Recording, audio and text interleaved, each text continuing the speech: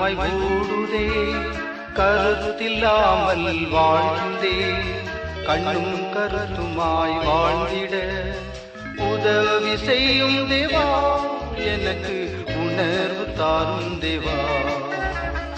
உதவி செய்யும் தேவா, எனக்கு உணர்வு தாரும் தேவா. காலம் வேகமாய் ஓடுதே,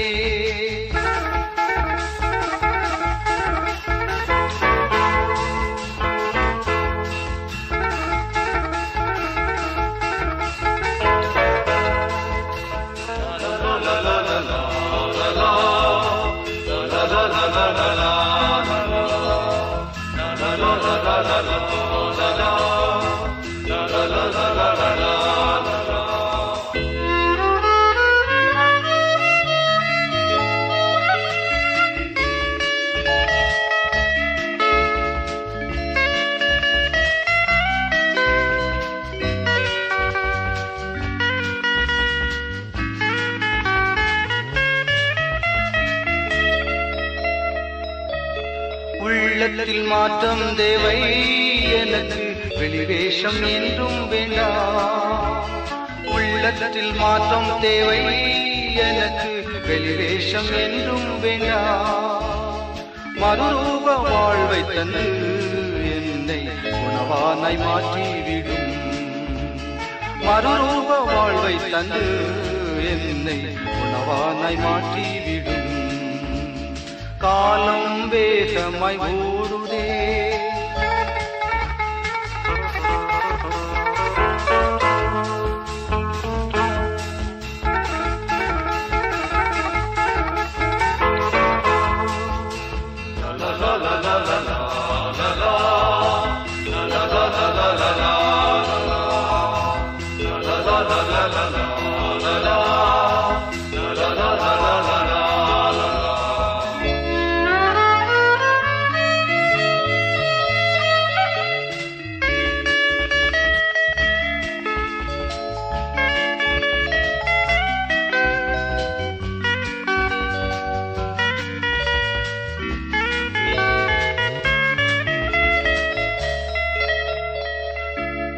கல்வாரி காட்சி கண்டேன், அந்த காயங்கள் என்னால் என்றே.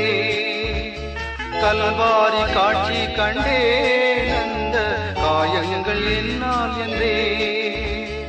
அன்பின் ஆழம் கண்டு அந்த அன்புக்கு அடிமை என்றே. அன்பின் ஆழம் கண்டு அந்த அன்புக்கு அடிமை என்றே. காலம் வேகமாய் ஓடுதே,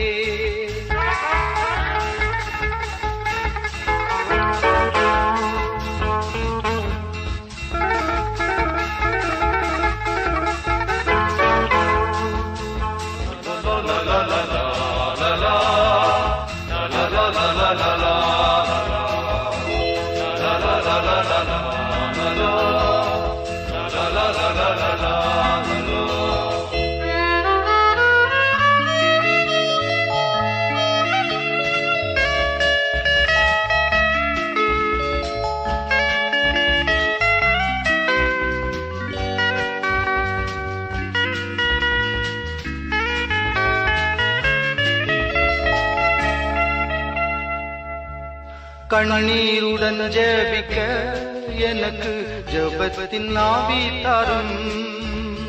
கண்ணீருடன் ஜெபிக்க எனக்கு ஜெபத்தின் ஆவி தாரும். கிருபையின் காலம் இப்போதும் இயேசுவே அருள் கூர்ந்து எம்மை எழுப்பும். கிருபையின் காலம் இப்போதும் இயேசுவே அருள் கூர்ந்து எம்மை எழுப்பும். காலம் வேகமாய் ஓடுதே, கருத்தில்லாமல் வாழ்கின்றே, கண்ணும் கருத்துமாய் வாழ்ந்திட உதவி செய்யும் தேவா, எனக்கு உணர்வு தாரும் தேவா. உதவி செய்யும் தேவா, எனக்கு உணர்வு தாரும் தேவா. காலம் வேகமாய் ஓடுதே. இன்றைக்கு யாக்கோபு என்கிற அப்போஸ்தலர் எழுதிய பொதுவான நிருபத்தை பற்றி, அதில் மிஷனரி சிந்தைக்கான கிளர்ச்சியை பற்றி நாம் சிந்திப்பதற்கு தேர்ந்தெடுத்திருக்கிறோம். யாக்கோபுவின் புத்தகம் நடைமுறை நிருபம் என்று அழைப்போம். ஒரு செயல்படு கிறிஸ்தவம். எங்களுடைய பேராசிரியர் இதை பற்றி சொல்லும்போது, இந்த புத்தகத்தை மற்ற புத்தகத்தை போல, மற்ற நிருபத்தை போல, மற்ற கடிதங்களைப் போல சாதாரணமாக வாசிக்க முடியாது, நின்று கொண்டு வாசிக்க வேண்டும். ஏனென்றால் இது செயல்படுவதற்காக நம்மை அழைக்கும் என்று சொல்வார். அடிப்படை வாழ்வு நெறிமுறைகள், அதன் அம்சங்கள், தவிர்க்க முடியாத விசுவாசத்தின் அஸ்திபாரங்கள், இவைகளை சொல்லிவிட்டு அதற்கு இணையாக இது எப்படி நடைமுறையில் சாத்தியமாக வேண்டும், எப்படி இது ஊர்ஜிதப்படுத்தப்படுகிறது, நம்மால் உள்ளாக உள் உணர்வாக வாழ்ந்து நிறைவேற்றாத பட்சத்தில் வெறும் மேடை பேச்சுக்களாக இருக்கும். தமிழ் சமுதாயம் 50-60 ஆண்டுகளாக அநேக மேடை பேச்சாளர்களை கண்டு சந்தித்திருக்கிறது. சில பேச்சுக்கள் மிக வலுவானவைகள், ஆழமான சிந்திக்க தகுந்தவைகள். அநேக பேச்சுக்கள் வெறும் வேடிக்கைக்காக பேசுவது போல இருக்கும். யாக்கோபு இயேசு கிறிஸ்துவின் சகோதரர், அரை சகோதரர் என்று கூறுவோம்.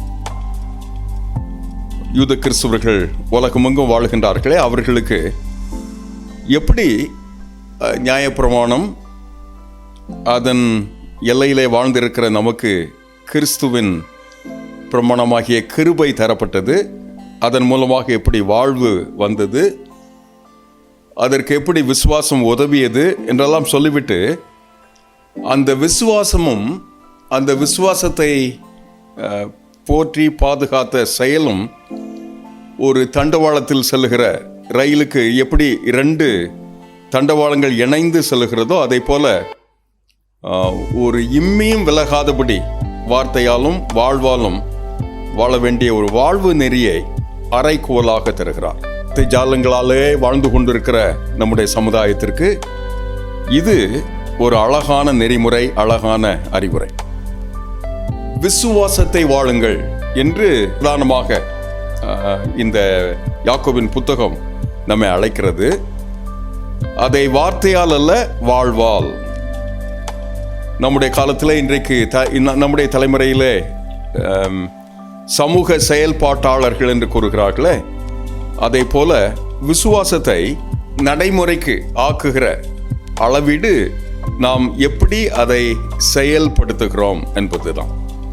இதை அறிமுகம் செய்யும் போதே அவர் மிக முக்கியமான ஒரு விசுவாச குடும்பங்களில் இருக்கிற பிரச்சனையை கையாளுகிறார். இப்படி விசுவாசிக்கிற கடவுளுடைய பிள்ளைகளுக்கு விசுவாசம், 1வது அதிகாரம், பொறுமையை உண்டாக்குறது. மிகுந்த சந்தோஷமாக நீங்கள் சோதிக்கப்படும் போது ஒன்றிலும் குறைவுபடாதபடி பூர்ணராய் நிறைவுள்ளவர்களாய் இருக்கும்படி பொறுமையானது பூர்ண கிரியை செய்யட்டும் என்றெல்லாம் சொல்லி, அந்த விசுவாசத்தில் சந்தேகிக்கிற, ஆற்றிலே ஒரு கால் சேற்றிலே ஒரு கால் என்று கூறுவோமே, அப்படி வாழுகின்ற மனிதர்கள் எப்படி அலை கழிக்கிற கடலின் அலை போல இருப்பார்கள் என்று சொல்லி மிக முக்கியமான நடைமுறை ஆலோசனை ஒன்றை தருகிறார். காக்க, நாவை கையாள அறியாதவன் கடுமையான காலங்களை சந்திப்பான் என்று விசுவாசிகளுக்கு சொல்ல வேண்டிய மிக முக்கியமான போதனையாக நாவை காப்பதற்காகவும், பிறகு உலக ஞானத்திற்கும் உன்னதத்திலிருந்து வருகின்ற ஞானத்திற்கும் நன்மையான ஈவும், எந்த ஈவும், பூர்ணனான எந்த வரமும், 17வது வசனம், ஜோதிகளின் பிதாவினிடத்திலிருந்து இறங்கி வருகிறது. அவரிடத்தில் மாசு மறு துளியளவும் இல்லாததுனால, வேற்றுமையின் நிழல் கூட இல்லாததுனால, மேலே இருக்கிற உன்னத ஞானம் வந்து உங்களை நிரப்புவதற்காக நீங்கள் உங்களை காத்துக்கொள்ள வேண்டும் என்று அடிப்படை உதாரணத்தை சொல்லிவிடுகிறார். சொல்லிவிட்டு பிரச்சனைகளை கையாள்வதற்காக அழைக்கிறார். அவைகளை தள்ளி போடுவதல்ல, பாய்க்கு கீழாக வைத்து வெளியிலே நன்றாக அமைத்து கொள்வதல்ல, கவனமாக பிரச்சனைகளை, சோதனைகளை, மாய்மாலமாக தோன்றுகின்றவைகளை, ஏமாற்றங்களை, பெருமையை, பொறுமையை கையாளுவதற்கு ஆண்டவர் நமக்கு அருள் தர வேண்டும் என்றெல்லாம் சொல்லி 3ஆம் அதிகாரத்தில் நம்மை அழைக்கிறார். எப்படி இவைகள் நின்று நாம் வெளிவருவது என்பதை அழகாக கற்றுத்தருகிறார். சொல்லி அதனுடைய முத்தாய்ப்பாய் 17ஆம் வசனம் கூறுகிறது, 3:17 யாக்கோபு, பரத்திலிருந்து வருகிற ஞானமோ முதலாவது சுத்தமாய், பின்பு சமாதானமாய், சாந்தமாய், இணக்கமுள்ளதாய், இரக்கத்தாலும் நற்கனிகளினாலும் நிறைந்ததாய், பட்சபாதம் இல்லாததாய், மாயமற்று இருப்பதாய். என்ன அழகான ஒரு காட்சியை இங்கே கூறுகிறா பாருங்க. நீதியான கனியானது சமாதானத்தை நடப்பிக்கிறதுனால சமாதானத்தை விதைக்கிறது என்று சொல்லி, உயரிய ஞானம் அது பரத்திலிருந்து அருளப்படுகிறது என்பதனால் எதிர்வினையாய் இருக்கிற அவைகளை விட்டுவிட்டு கடவுளின் திருத்திட்டத்தை, பிரச்சனையை நேரடியாக அதன் காரணத்தை கண்டு அந்த விளைவுகளை அறிந்து கடவுள் அருளும் அந்த ஞானம் கொண்டு பக்குவமாய் வாழ்வதற்கு ஆண்டவர் நமக்கு அருள் தர வேண்டும் என்று அவர் போதித்து முடிக்கிறார். அதை தொடர்ந்து 5ஆவது அதிகாரத்தில் இவைகள் எல்லாவற்றிலையும் நாம் வெற்றி கொண்டவர்களாக இருக்க வேண்டும் என்றால் ஜப பங்காளர்களாக இருக்க வேண்டும், மன்றாடுகிறவர்களாக இருப்போம். அப்படி மன்றாடுகிறவர்களை, விண்ணப்பிக்கிறவர்களை, ஜெபிக்கிறவர்களை நம்முடைய பங்காளர்களாக்கி, தலைவர்களாக்கி, அவர்கள் அவைகளிலே வளர்ந்து பெருகுவதற்கு கடவுள் நமக்கு அருள் தரும்போது மட்டும்தான் இந்த நடைமுறை செயல்படு விசுவாசத்தை காத்து கொள்ளுகிறவர்களாய், அதன்படி வாழுகின்றவர்களாய் நம்மால் வாழ முடியும் என்று இதை சொல்லி 5ஆவது அதிகாரத்திலே முடிக்கிறார். உங்களில் ஒருவன் துன்பப்பட்டால், இவைகள் எல்லாவற்றையும் நாம் செய்து வரும்போது அநேக நேரங்களில் துன்பமே, துயரமே, நம்மை பகைக்கிற விதங்களிலே தான் மனிதர்கள் வாழ்ந்து கொண்டிருக்கும் போது ஆண்டவருடைய அடியார் யாக்கோபு நமக்கு தருகின்ற ஒரு அழகான போதனை, உங்களில் ஒருவன் துன்பப்பட்டால் ஜபம் பண்ண கடவன். சுகவீனம் இருக்கிறது. ஒருவருக்கொருவர் நாம் நம்முடைய இயலாமைகளை அறிக்கையிட்டு ஒருவருக்காக ஒருவர் பரிந்து பேசும் ஜபம் செய்து, நீதிமானாய் செய்யும் ஜபம் ஊக்கமானதாக இருக்கிறது என்பதை சொல்லி அதற்கு உதாரணமாக எலியாவை நிறுத்துகிறார். நம்மை போல் பாடுள்ளவன், பயந்தவர். ஆனால் மழை பெய்யாதபடி என்று அவர் ஜெபிக்கும் போது மழை பெய்யவில்லை. மழை பெய்யும்படி அவர் ஜெபிக்கும் போது கருத்தாய் ஜபம் பண்ணியதுனால மழை பெய்தது என்று சரித்திரத்தில் வாசிக்கிறோம், பழைய பாட்டின் பகுதியில். அப்படி 3 வருஷம் 6 மாதம் பூமியின் மேல் மழை பெய்யவில்லை. மறுபடியும் ஜபம் பண்ணினார். அப்போது வானம் மழையை பொழிந்தது, பூமி தன் பலனை தந்தது. இன்றைக்கு நாம் வாழுகின்ற உலகத்தில், விசுவாச சந்ததியில் அப்படி சொல்லி ஜெபித்து செயலாற்றி அவைகளை செய்து நிறைவேற்றுவதற்கான உத்தம புருஷர்களின், நீதிமான்களின் ஜபங்களுக்காக ஆண்டவர் காத்திருக்கிறார். ஆண்டவரின் அருள் பணி காத்திருக்கிறது, நற்செய்தி பணி காத்திருக்கிறது. நாடெங்கிலும் இன்றைக்கு இப்படி ஒரு கூட்டு நற்செய்தி பணியாய் இந்த பூமியிலே நாம் செய்து நிறைவேற்ற வேண்டும் என்று தீர்மானித்திருக்கிற இந்த பணியில் தனியாக செய்ய முடியாது. தனி தீவல்ல மனிதன். அவர்கள் பிறரோடு கலந்து உரையாடி காரியங்கள் செய்து நிறைவேற்றப்பட வேண்டும். அப்படி காரியங்கள் செய்து நிறைவேற்றப்படும் போது நாம் ஒன்றாய் கூட்டாய் கடவுளின் திட்டமாய் செய்து நிறைவேற்றுவதற்கு, ஜெபிப்பதற்கு, ஒருவருக்காக ஒருவர் ஜெபிப்பதற்கு, இதில் மிக முக்கியமான இன்னொரு குறிப்பையும் அவர் தருகிறார். ஜபம் பிணியாளிகளை ரட்சிக்கிறது. சபையில் வந்து கர்த்தருடைய நாமத்தினாலே அவனுக்காக எண்ணெய் பூசி அவன் ஜெபிக்கும் போது ஆண்டவர் அவனுக்கு விடுதலை தருகிறார். நம்முடைய சபைகளில், பணித்தளங்களில், ஆண்டுடைய பிள்ளைகளுடைய வீடுகளில் அற்புதமான காரியங்கள் நடக்கிறது. ஆண்டவர் அப்படி அழகுபட அந்த காலத்திலையும் செய்கிறார், சபையின் சரித்திரத்தில் எல்லா காலங்களிலும் செய்திருக்கிறார், இப்போதும் செய்து நிறைவேற்றுகிறார். அப்படி ஒரு உயிரோட்டமுள்ள ஒரு விசுவாசத்திற்கு நம்முடைய ஜபங்களும் நம்முடைய ஜப காரியங்களும் இருந்தால் எத்தனை அழகாக இருக்க முடியும் என்று நமக்கு மாதிரி காண்பிக்கிறார். ஆங்கிலத்திலே வாக் த டாக் என்று சொல்வார்கள்.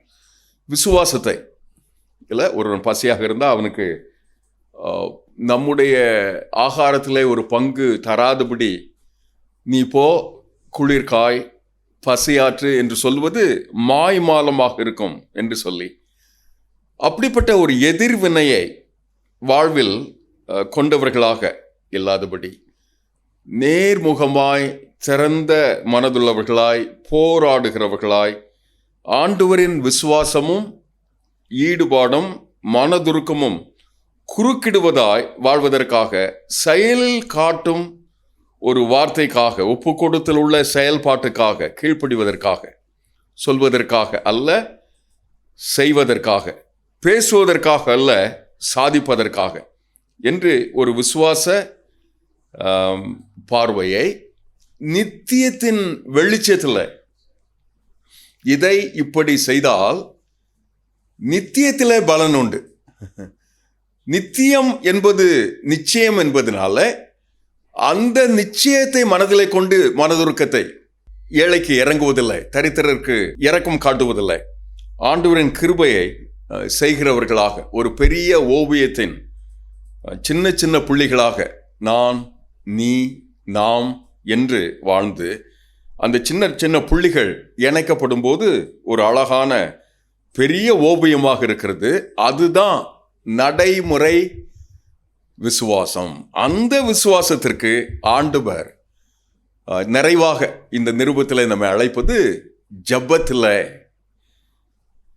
ஜபம் பண்ண கடவர்கள், ஜெபிக்க கற்றுக்கொள்ளுகிறவர்கள், விசுவாசிக்க, அந்த விசுவாசத்தை பிரியாணிகளை ரட்சிக்கிறதற்கு, சுகமாக்குவதற்கு, பயனாக்குவதற்கு, மழையை பெய்ய பண்ணுவதற்கு, மழையை நிறுத்துவதற்கு என்று நடைமுறை விசுவாச வாழ்வுக்காக அவைகளை கையாள்வதற்கு கடவுளின் பெரிய கிருபையினால இந்தியாவில் இந்த 50-60 ஆண்டுகளின் மிஷனரி பண்ணி உலகெங்கும் வெகு ஆச்சரியமாய் மெச்சத்தக்கதாக இருக்கிறது. அப்படி இருப்பதற்கு அடிப்படை காரணம் ஆண்டவரின் பெரும் கிருபையினால இப்படிப்பட்ட ஜப சிந்தனையாளர்கள் கடவுளின் திட்டத்தை இந்த பூமியில நிறைவேற்றுவதனால அவைகளின் வழியாக ஆண்டவர் இந்த கிருபையை செய்தார்.